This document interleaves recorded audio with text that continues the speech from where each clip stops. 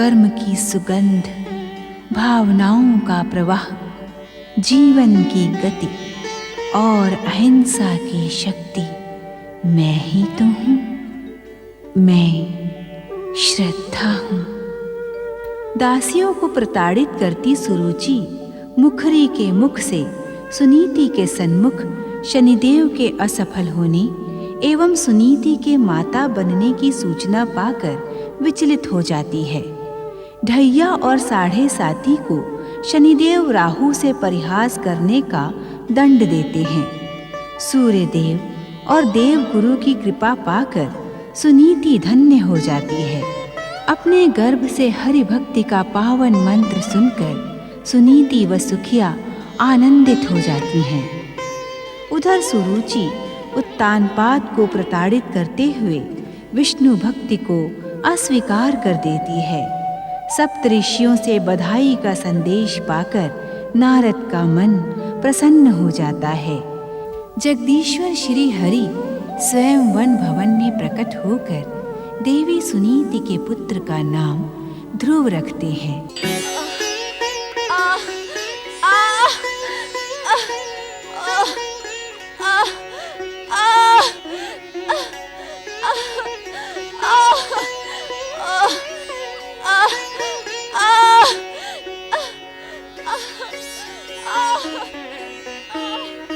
बोधवी, हमारी पटरानी को सभी दुखों से छुटकारा मिल जाएगा।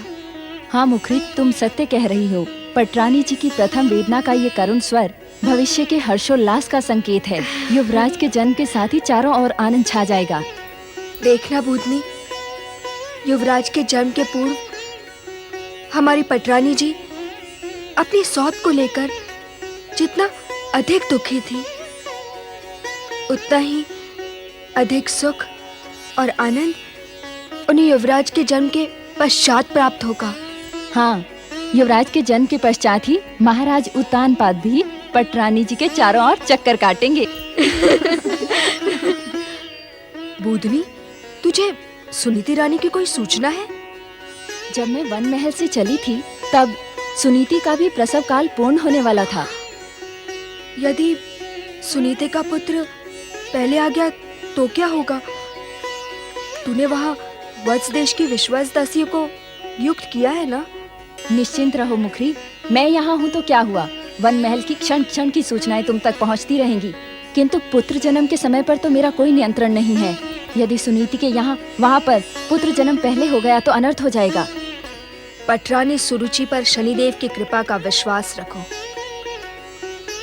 माँ बनने के पश्चात पटरानी सुरुचि अपनी सौत सुनीति को किसी भी योग्य न छोड़ेंगी। माँ बनने से पूर्व भी पटरानी जी ने अपनी सौत सुनीति को किसी योग्य नहीं छोड़ा।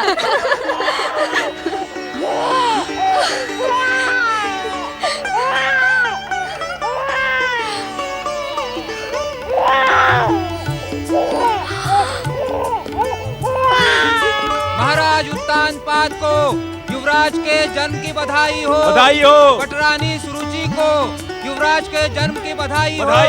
कंपिला देश के युवराज की जय जय जय। महाराज उत्तानपाद पधार रहे हैं। महाराज को युवराज के जन्म की बधाई हो। पटरानी सुरुचि को युवराज के जन्म की बधाई हो। कंपिला युवराज की जय जय जय। युवराज के जन्म पर महाराज को शत शत बधाई हो। बधाई हो महाराज, बधाई।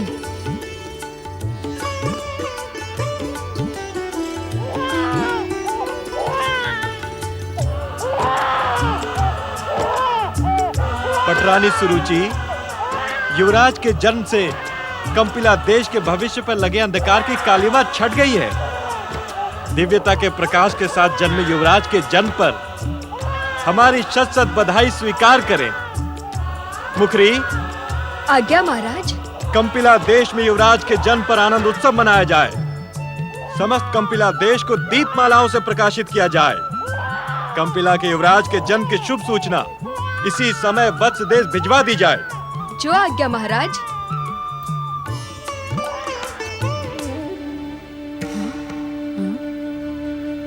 हाँ?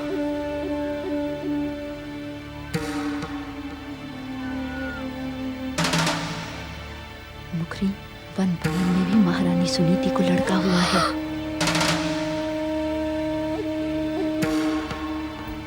बूधनी, इस समय अशुभ सूचना महाराज और पटरानी तक पहुंचाकर रंग में भंग न करो। ऐसा व्यवहार करो जैसा कुछ हुआ ही ना हो। यही उचित होगा। जप तप व्रत।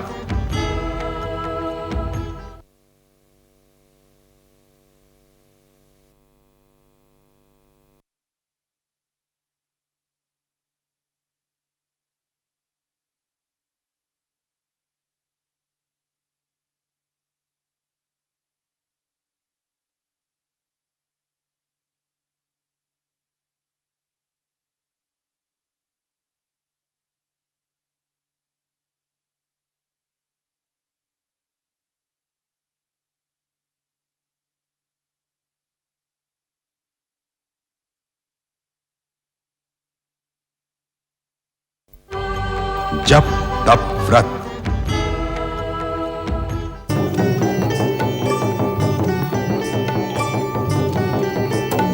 सुनो सुनो सुनो, कंपिला के नागरिकों, एक शुभ समाचार। कंपिला के नागरिकों, जगदीश्वर भगवान विष्णु की कृपा से हम सब पिछले लंबे समय से जिस चिंता के कारण व्यग्र थे उसका शमन हुआ। वत्स देश की राजकुमारी और कंपिला की पटरानी सुरुचि ने कंपिला के स्वर्णिम भविष्य के लिए गत रात्रि को युवराज को जन्म दिया है। बधाई हो, बधाई हो, बधाई हो। प्रजावासियों, महाराज उत्तानपाद की आज्ञा के अनुसार आज समस्त कंपिला देश को दीपमालाओं से सुसज्जित किया जाएगा। समस्त नागरिक आज संध्या काल में राजमहल के प्रीति भोज में सम्मिलित होंगे। जो इस राज आज्ञा को नहीं मानेगा उसे कठोर दंड दिया जाएगा।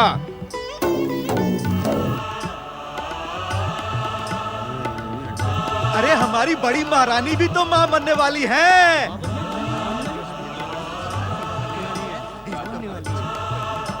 क्या उनका पुत्र युवराज नहीं बन पाएगा? युवराज तो महारानी का ही पुत्र कहलाएगा। दद्दा, एक दिन पूर्वी बड़ी महारानी सुनीति ने बड़े युवराज को जन्म दिया था। पता है, बड़ी महारानी सुनीति को बधाई देने के लिए स्वयं विष्णु भगवान पधारे थे। क्या तुम सत्य कह रही हो माई? मनुवंशी को असत्य प्रिय नहीं है, ये तो आपको भली भांति ज्ञात ही है। मैं अभी वन महल से आ रही हूँ, परंतु वहाँ तो कोई धूमधाम नहीं है। जिस युवराज के जन्म पर स्वयं श्री विष्णु भगवान पधारे हो, वहाँ धूमधाम की आवश्यकता क्या है? राजाज्ञा कुछ भी हो, न तो हमें राजाज्ञा का भय है, न ही कठोर दंड का।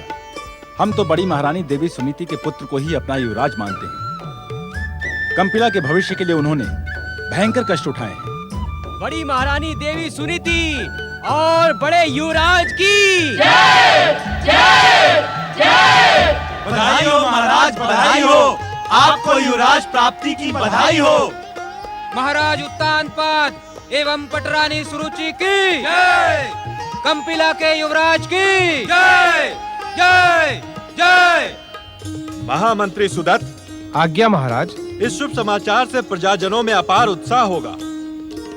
आज संध्या में कंपिला देश के प्रजाजनों नागरिकों को हमारे हर्षोल्लास में आमंत्रित किया जाए। युवराज जन्म की बधाई स्वरूप उन्हें स्मृति चिन्ह भेंट किए जाएं। राजमहल में गीत और नृत्य का आयोजन किया जाए। अवश्य महाराज। क्या बात है महामंत्री सुदत्त, इस अवसर की प्रतीक्षा तो हम सब कब से कर रहे थे। श्री विष्णु कृपा से आज युवराज के जन्म के साथ ही हमारी प्रतीक्षा का अंत हुआ। किंतु आप प्रसन्न नहीं दिखाई पड़ रहे हैं। क्षमा करें महाराज, मैं आपसे एकांत में कुछ निवेदन करने का इच्छुक हूँ। कैसा निवेदन? महाराज, उस निवेदन को एकांत में ही सुने तो उचित होगा। आइए महाराज।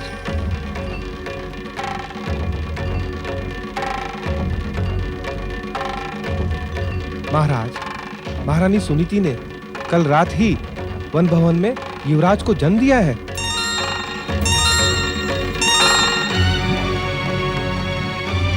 क्या ये समाचार सत्य है महामंत्री सुदत्त? क्या सचमुच बड़ी महारानी सुनीति ने इस युवराज के जन्म से पूर्व ही रात्रि को हमारे बड़े युवराज को जन्म दिया है? क्षमा करें महाराज, राज्य में युवराज तो एक ही होता है। उसके पश्चात जन्म लेने वाला युवराज नहीं, राजकुमार कहलाता है, केवल राजकुमार। महाराज, प्रजाजनों में इसी बात को लेकर गंभीर चर्चाएं हो रही हैं। कंपिला देश की प्रजा बड़ी महारानी सुनीति के पुत्र को ही अपना युवराज मान रही है। महाराज, अब आपको इस समस्या का समाधान करना होगा। इस समस्या का अब क्या समाधान हो सकता है महामंत्री? हम अपना निर्णय कैसे परिवर्तित कर सकते हैं? सारे राज्य में पटरानी सुरुचि के पुत्र युवराज के जन्म की घोषणा और आनंदोत्सव मनाने के आदेश हमने स्वयं दिए हैं। किंतु महाराज, किंतु परंतु न करें महामंत्री।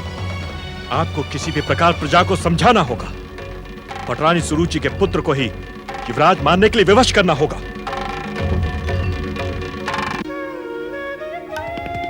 कंपिला के युवराज की जय जय जय। मुखरी, हमने महाराज को अपने कक्ष में आने के लिए कितनी बार निमंत्रण दिया है, किंतु वह अभी तक आए क्यों नहीं?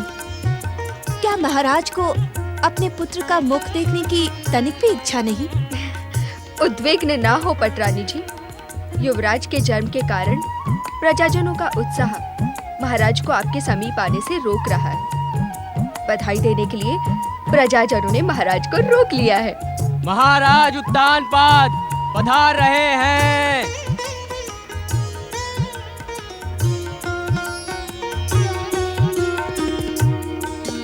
ऐसा प्रतीत होता है महाराज कि आपको युवराज के जन्म पर तनिक भी उत्साह नहीं है।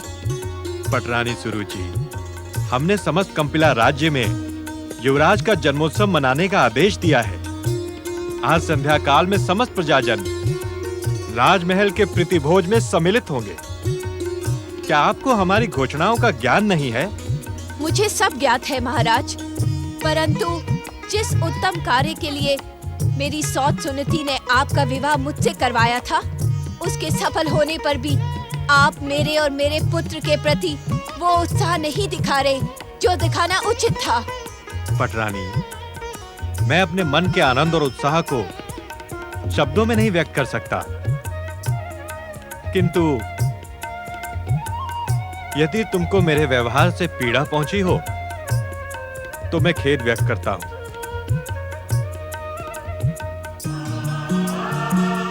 ठहरे महाराज, कंपिला के युवराज को स्पर्श करने से पूर्व शपथ लें, और शपथ भी कंपिला के युवराज को स्पर्श करके ही लें।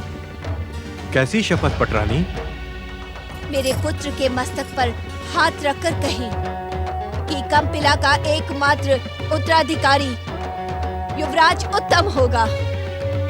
उत्तम? हाँ महाराज, मैंने अपने पुत्र का नामकरण कर दिया है। इसका नाम उत्तम होगा और ये अपने उत्तम कार्यों से संसार में स्वयं को सर्वश्रेष्ठ सिद्ध करेगा। जप तप व्रत।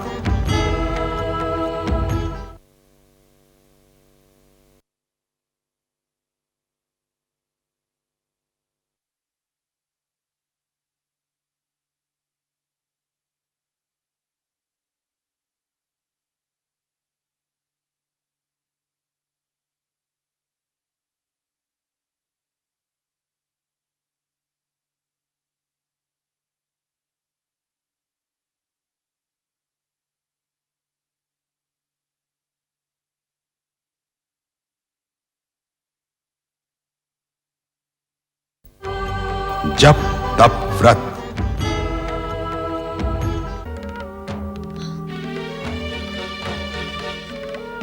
क्या तुम सबको राज परिवारों की परंपराओं का तनिक भी ज्ञान नहीं? अपने युवराज के नाम की जय जयकार करो। युवराज उत्तम की जय जय जय कंपिला युवराज उत्तम की जय जय जय। आप मौन क्यों देख रहे हैं महाराज?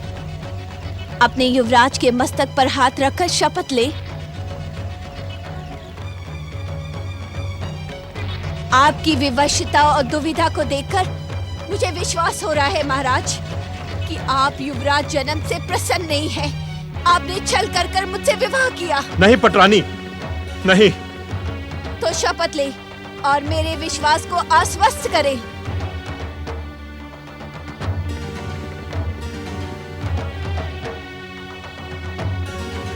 मैं मनुपुत्र उत्तानपाद अपने पुत्र उत्तम की शपथ लेकर कहता हूं कि पटरानी सुरुचि का पुत्र उत्तम ही मेरा एकमात्र उत्तराधिकारी और युवराज बनेगा। मुखरी, आज्ञा पटरानी जी। सारे राज्य में उत्सव की घोषणा के साथ महाराज की शपथ की घोषणा भी करवा दो कि कंपिला का एकमात्र उत्तराधिकारी और युवराज सुरुचि का पुत्र उत्तम ही होगा। शो आज्ञा पटरानी जी। ना राहु ना, उद्विग्न होने की आवश्यकता नहीं है। सुरुचि पुत्र उत्तम के युवराज बनने की घोषणा और उत्तानपाद के शपथ के पश्चात विध्वंसक शक्तियों का उद्देश्य पूर्ण हुआ। शनिदेव, विष्णु भक्त इन सुनीति के विष्णु भक्त पुत्र ध्रुव के विषय में आपने क्या सोचा है? ध्रुव के विषय में सोचने के लिए अब शेष ही क्या रहा है राहु? सुनिधि के भांति वो भी विष्णु भक्ति का ढोंग और पाखंड करते करते वन वन की ठोकरें खाएगा। किंतु ध्रुव के जन्म पर स्वयं विष्णु ने प्रकट होकर उसे मनु वंश का सर्वश्रेष्ठ व्यक्ति बताया। पृथ्वी लोक पर अपने कर्म पूर्ण करने के पश्चात वो आकाश की उत्तर दिशा में सबसे अधिक प्रकाशित तारे के रूप में स्थापित होगा। शनिदेव, विष्णु की इस व्यवस्था का हमें घोर विरोध करना होगा। हम किसी भी मूल्य पर ध्रुव को आकाश की उत्तर दिशा में स्थापित नहीं होने देंगे। आप हमारी विध्वंसक शक्तियों पर विश्वास रखें दैत्य गुरु शुक्राचार्य। मैं सुनीति के पुत्र ध्रुव को इतना अधिक भ्रमित कर दूंगा, वो अन्न और जल ना मिलने पर बिलबिलाकर विष्णु भक्ति का ढोंग भूल जाएगा।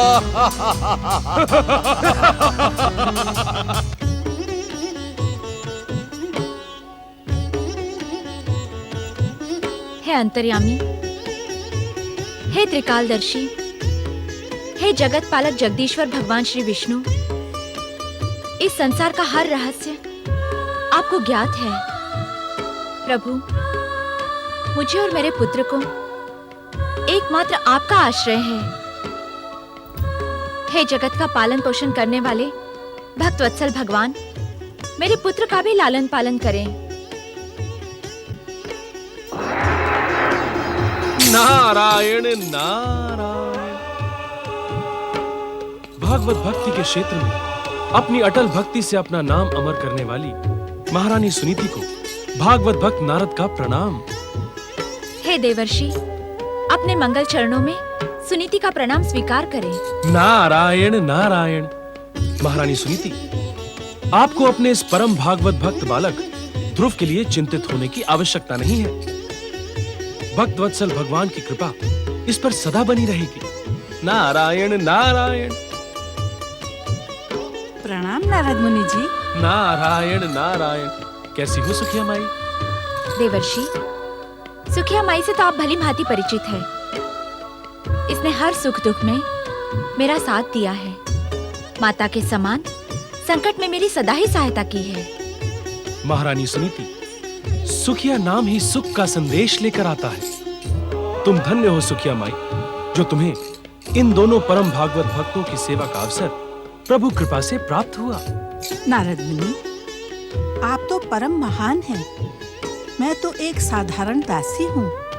यदि आप आज्ञा दें तो मैं आपसे एक प्रश्न पूछने की इच्छुक हूँ। अवश्य सुखिया माई, अवश्य। देवर्षि, जब जगत का पालन करने वाले जगत पिता जगदीश्वर स्वयं इस बालक के जन्म पर आशीर्वाद देने पधारे हैं, तो उन्होंने इस बालक पर कृपा क्यों नहीं की? हरी हरी हरी हरी हरी, ये आप क्या कह रही हैं सुखिया माई? यदि प्रभु कृपा न होती तो वे यहाँ पधारते ही क्यों? उनके दर्शन मात्र ही क्या उनकी कृपा का प्रमाण नहीं है? आप तो परम ज्ञानी हैं नारद मुनि, और मैं अज्ञानी। मुझे तो इतना ज्ञात है, यदि प्रभु की कृपा होती तो हमारी बिटिया महारानी और उसका पुत्र ध्रुव इस वन महल से कंपिला के राजमहल में पहुंचकर युवराज बन गए होते। नारायण नारायण। नारद मुनि जी, मैं अभी अभी सुनकर आ रही हूँ कि महाराज उत्तानपाद ने अपनी छोटी महारानी सुरुचि के पुत्र उत्तम को अपना एकमात्र उत्तराधिकारी और युवराज शपथ लेकर घोषित कर दिया है।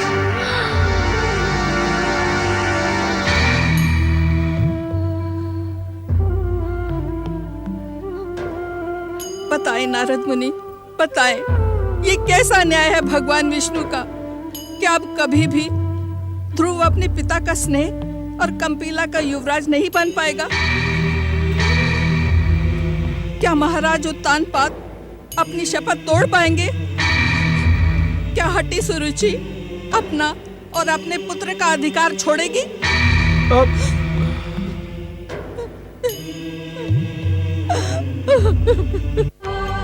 जप तप व्रत।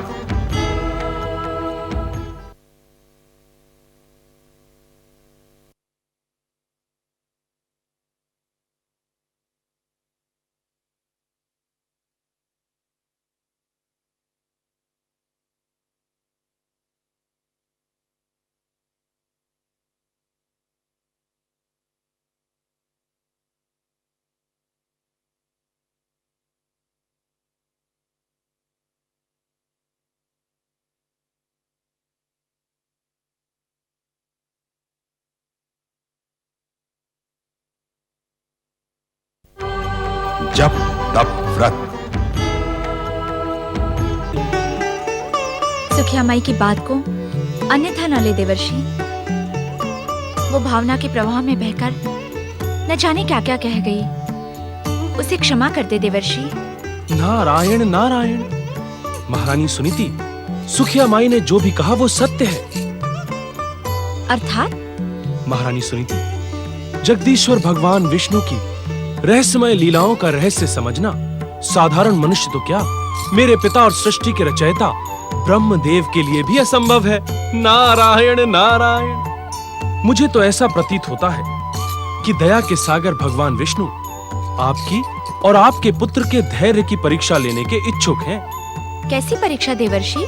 महारानी सुनीति, महाराज उत्तानपाद के दूसरे विवाह के पश्चात आप परीक्षा ही तो दे रही हैं। जिस प्रकार आज तक आप भगवान की हर परीक्षा में सफल हुई हैं, उसी प्रकार अपने समस्त दुख सुख भगवान के श्री चरणों में समर्पित कर दें। मन में धैर्य रखें, आप अवश्य सफल होंगी। देवर्षि, भगवान के श्री चरण ही सुनीति और उसके पुत्र ध्रुव के एकमात्र आश्रय है। किंतु आप किन परीक्षाओं की ओर संकेत कर रहे हैं, ये मैं समझ न सकी। नारायण नारायण। समझ तो मैं भी नहीं सका महारानी सुनीति, क्योंकि श्री भगवान की लीलाओं को समझना बिना उनकी कृपा के असंभव है। किंतु अब जब तक मैं आपके इस प्रश्न का उत्तर स्वयं भगवान के श्रीमुख से नहीं सुन लेता, तब तक मुझे शांति नहीं मिलेगी। आपका कल्याण हो महारानी सुनीति।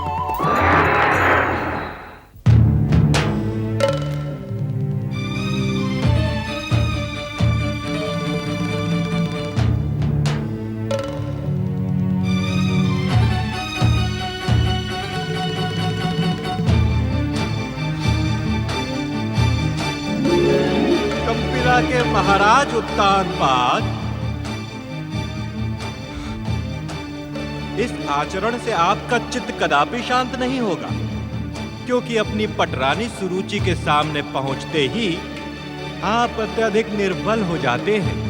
नहीं, मैं निर्बल नहीं होता। यदि आपका यह स्वर पटरानी सुरुचि ने सुन लिया तो अनर्थ हो जाएगा महाराज। तनिक मध्यम स्वर में बात करें। मुझे किसी का भय नहीं। आप पुनः उच्च स्वर में बोल रहे हैं। आपको तो भली भांति ज्ञात है कि पटरानी सुरुचि के वत्स देश के विश्वस्त सेवक हर समय आप पर दृष्टि रखते हैं।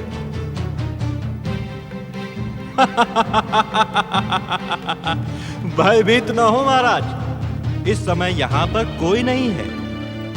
होता तो संभवतः आप अपनी अंतरात्मा को पहचानना भी स्वीकार नहीं करते। क्या तुम मेरा अपमान करने के लिए उपस्थित हुए हो? अपने जिस अपमान के विष को मैं आपके दूसरे विवाह के पश्चात से सह रहा हूं, उसका अनुमान है आपको? उसके सन्मुख तो यह अपमान कुछ भी नहीं है। क्या कहने के इच्छुक हो तुम?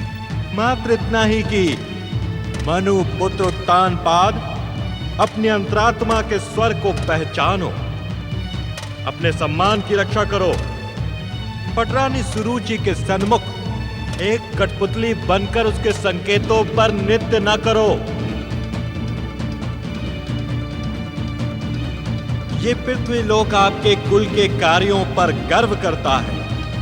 क्या कभी आपने अपने व्यक्तित्व के सर्वनाश का कारण समझने का प्रयास किया? नहीं। नहीं? क्यों? क्योंकि मैं जब सुरुचि के सामने होता हूं तो मेरी मति भ्रमित हो जाती है। मैं ऐसा अनुभव करता हूं, यदि मैंने सुरुचि का विरोध किया तो वो मेरा जीवन और अधिक कठिन और अशांत बना देगी। धन्य है आप महाराज उत्तानपाद, धन्य है आपकी कर्तव्य परायणता। कर्तव्य और वचन पालन के नाम पर आपने अभागन सती साध्वी सुनीति को वन महल में छोड़ दिया, जहां वे 9 मास तक गर्भ का कष्ट भुगतती रही, भांति भांति की यातनाओं को सहती रही। किंतु मैं सुनीति के वचन की डोर से बंधा हुआ था। सुंदर, अति सुंदर उत्तर दिया है आपने। एक पतिव्रता नारी के त्याग को पुरस्कृत करने के स्थान पर निर्वासित जीवन जीने के लिए विवश कर दिया।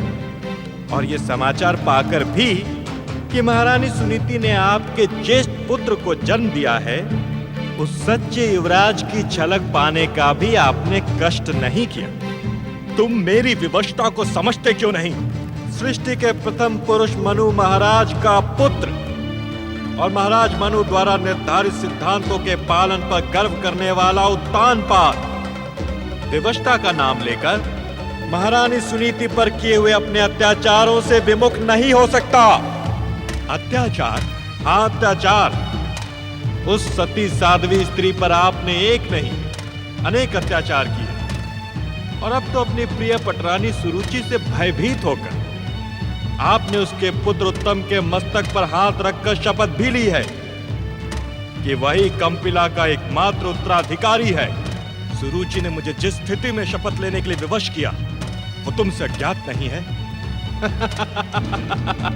मुझे आपकी हर स्थिति ज्ञात है, किंतु संभवतः आपको नहीं ज्ञात कि सुरुचि पुत्र को अपना एकमात्र उत्तराधिकारी घोषित करके आपने महारानी सुनीति, सच्चे युवराज और स्वयं को भी छला है। और इस अपराध के दुष्परिणाम से आप बच नहीं सकते। आप बच नहीं सकते।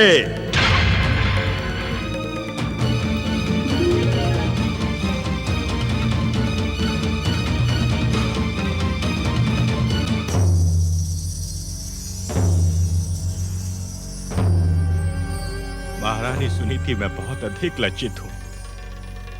तुम्हारे ऊपर जो हमने अत्याचार किए हैं उनके कारण मैं स्वयं की दृष्टि में अपराधी सिद्ध हो गया हूं। क्षमा याचना मेरे अपराधों का दंड नहीं है, अपितु मैं स्वयं तुम्हारे सन्मुख उपस्थित होकर अपने पापों का प्रायश्चित करूंगा। मैं अपने पुत्र के प्रति अपना उत्तरदायित्व अवश्य निभाऊंगा। मैं शीघ्र तुम्हारे सन्मुख उपस्थित होऊंगा महारानी सुनीति। जप तप व्रत।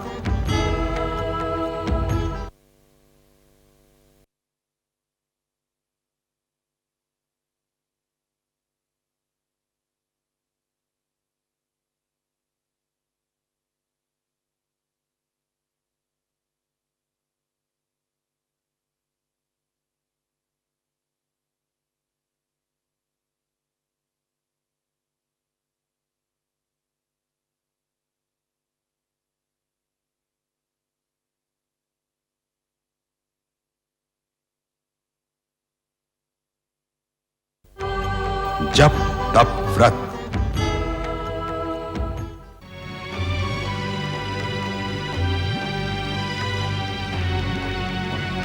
मनुकुल की परंपराओं पर गर्व करने वाले महाराज उत्तानपाद, मुझे भली भांति ज्ञात है कि इस समय आप कहां जा रहे हैं।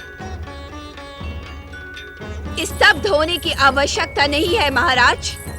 आज इस बात का निर्णय हो जाए कि मनुवंशी असत्यवचनी, स्वार्थी और अवसरवादी हैं। सुरुचि, उत्तेजित होने की आवश्यकता नहीं है महाराज उत्तानपाद।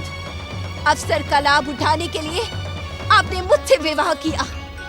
कंपिला के स्वार्थ के लिए आपने मेरी हर इच्छा का सम्मान किया और मुझे संतुष्ट करने के लिए आपने असत्य शपथ ली। तुम्हारे हर आरोप का उत्तर मैं दे सकता हूँ। ये भी मनुवंशीय महाराज उत्तानपाद का असत्य वचन है। तुम स्वयं भी तो मनुवंशी हो। मेरे पिता महाराज मनु इस पृथ्वी के प्रथम पुरुष थे। इसी कारण हम सब मनुष्य मनुवंशी कहलाते हैं। मेरे लिए मनुष्य होना गर्व का विषय है, किंतु मैं मनुवंशी नहीं। मैं वत्स देश की वत्सवंशी हूँ। पटरानी सुरुचि, क्या कहने के इच्छुक हो तुम? ये भी आपको भली भांति ज्ञात है। अपने वचन का पालन करें। उस अभागन सुनीति का मुख ना देखें। ये मेरी और कंपिला के युवराज उत्तम की सौगंध है और कोई इच्छा नहीं है मेरी। पटरानी सुरुचि, मैंने शपथ लेकर तुम्हारे पुत्र उत्तम को कंपिला के समस्त अधिकार प्रदान कर दिए। अब सुनीति और उसके पुत्र के प्रति भी तो मेरा कुछ कर्तव्य है। किस कर्तव्य की दुहाई दे रहे हैं आप? सुनीति मेरी प्रथम पत्नी है। है नहीं महाराज, थी। मेरे विवाह के पूर्व सुनीति ने अपने समस्त अधिकारों का त्याग कर दिया था। मुझे ज्ञात है, मेरे जीवन से खिलवाड़ करने वाली सुनीति ने भी एक पुत्र को जन्म दिया है। मुझे भली भांति ज्ञात है, मेरे जीवन से खिलवाड़ करने वाली सुनीति के पुत्र को आप युवराज उत्तम के समस्त अधिकार प्रदान करने के इच्छुक हैं। परंतु मैं ऐसा कदापि नहीं होने दूंगी, कदापि नहीं होने दूंगी। तुम अपनी कल्पना का ताना बाना बुनकर व्यर्थ ही उद्विग्न हो रही हो पटरानी। तो व्यर्थ समझ ले। यदि आपने मेरी उपेक्षा करके अभागन सुनीति से मिलने का प्रयास किया, तो मैं शपथ लेती हूँ कि मैं आत्महत्या कर लूंगी। नहीं, आप मेरे स्वभाव से भली भांति परिचित है महाराज। मेरी आत्महत्या का आरोप आप पर लगेगा और मनुकुल संसार, जो अपनी नारी सम्मान के कारण स्वयं पर गर्व करता है, वह खंडित हो जाएगा। हाँ।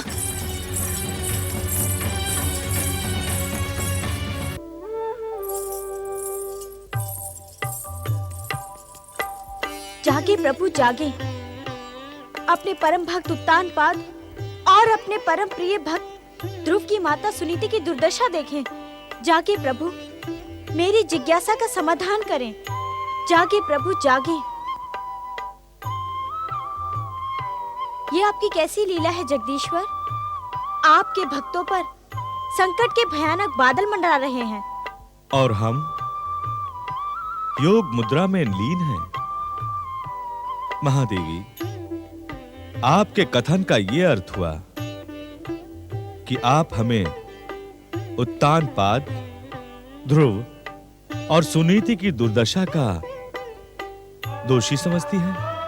नहीं नहीं प्रभु, यदि जगत पालक जगदीश्वर दोषी होंगे तो इस संसार में निर्दोष कौन होगा? किंतु अपनी बात निसंकोच कहे महादेवी। प्रभु, मुझे आश्चर्य तो इस बात पर है कि सच्चे मन से आपकी आराधना में लीन आपके भक्त सदा भाग्य के द्वारा दंडित और सुखों से वंचित क्यों होते हैं? कुछ तो कहे प्रभु, आप मौन क्यों हैं? महादेवी, जो प्रश्न आप पूछ रही हैं, वैसा ही प्रश्न लेकर देवर्षि नारद कुछ ही क्षणों में वैकुंठ पधारने वाले हैं। यदि हम उत्तर देने के लिए विवश किए गए तो आप दोनों को एक साथ संतुष्ट करेंगे। आप अपनी जीवन संगनी के साथ अन्याय नहीं कर रहे हैं? महादेवी, आप मेरी अभिन्न जीवन संगिनी हैं। अर्धांगिनी होने के कारण जगत पालन के इस दायित्व में मेरे साथ आपका भी कर्तव्य निर्धारित है। अर्थात? महादेवी लक्ष्मी, पृथ्वी लोक में जन्म पाने वाला हर प्राणी अपने कर्मों के अनुसार सुख दुख पाता है। उसके फलदान को हमारे ही समान आप भी तो नियंत्रित करती हैं। मैं समझी नहीं प्रभु।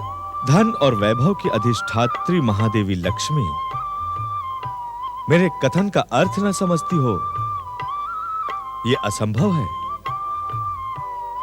मेरे इस इच्छा संसार में अभी ऐसा कोई प्रश्न जन्मा ही नहीं जिसका उत्तर महादेवी लक्ष्मी को ज्ञात न हो। ज्ञात होने पर भी मुझे आपके श्रीमुख से किसी प्रश्न का उत्तर सुनने में अधिक आनंद आता है। महादेवी, आप स्वयं पाप और पुण्य के अनुसार प्राणी को धन और वैभव से संपन्न करती हैं। जो व्यक्ति दुष्कर्म करता है, आप उससे रुष्ट होकर उसे दरिद्र बना देती हैं। जो सत्कर्म करता है, वो आपकी कृपा पाकर संसार के समस्त सुखों का भोग करता है। कहें महादेवी, आप मेरे कथन से सहमत हैं अथवा नहीं? जप तप व्रत।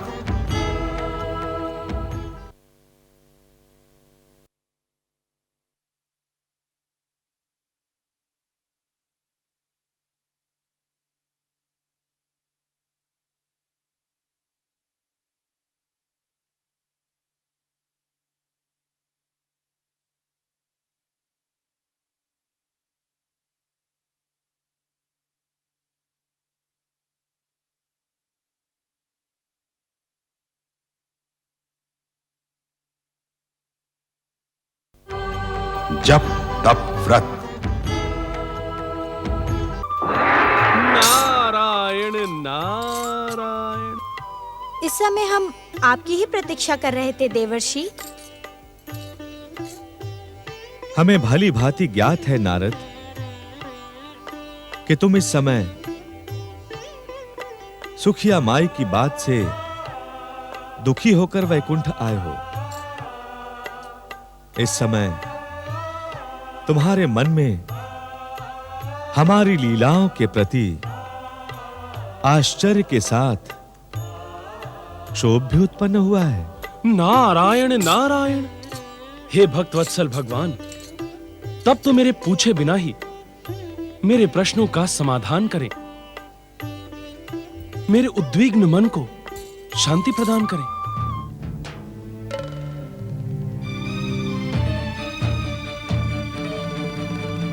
नारद, तुम्हारी ही भांति तुम्हारी माता लक्ष्मी भी हमारे उत्तर न देने के कारण उद्विग्न है। प्रायः हमारे भक्त भी हमारी शीघ्र कृपा ना मिलने पर उद्विग्न और दुखी हो जाते हैं। हम सत्य कह रहे हैं ना नारद? हाँ प्रभु, सत्य तो यही है। ये सत्य नहीं है नारद, सत्य का भ्रम है। अर्थात? सच्चे भागवत भक्त इस सत्य को सत्य स्वीकार नहीं करते। किंतु सत्य को असत्य माना भी कैसे जा सकता है? महादेवी लक्ष्मी, सच्ची भागवत भक्ति में लीन भक्त सुख और दुख में भेद नहीं करता। अर्थात प्रभु? नारद, इस संसार में सुखी कौन है?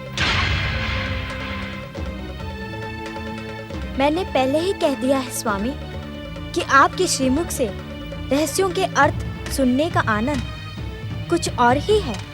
महादेवी, इस संसार में सुखी एकमात्र वो है जो समभाव से अपना जीवन व्यतीत करता है।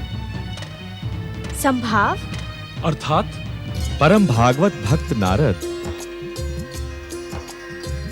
महादेवी लक्ष्मी, संभाव का अर्थ है लाभ और अलाभ, सुख और दुख, जीवन और मरण, सम्मान और अपमान, प्रशंसा और निंदा जैसे 5 प्रमुख द्वंद्वों में एक समान द्वंद्वहीन रहने वाला प्राणी।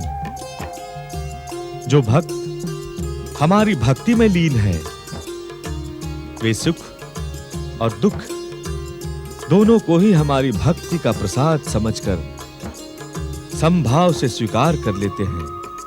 नारायण नारायण। किंतु प्रभु? महादेवी, समय का चक्र समान गति से सदा आगे बढ़ता रहता है। उसकी गति में सुख और दुख का कोई मूल्य नहीं है।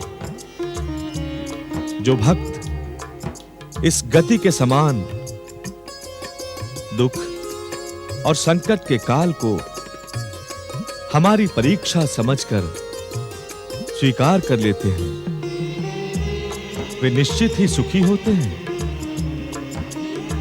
इसी प्रकार सुख और समृद्धि काल में जो भक्त हमारी कृपा का प्रसाद समझकर और अधिक श्रद्धावान, शांत और निश्चल हो जाता है,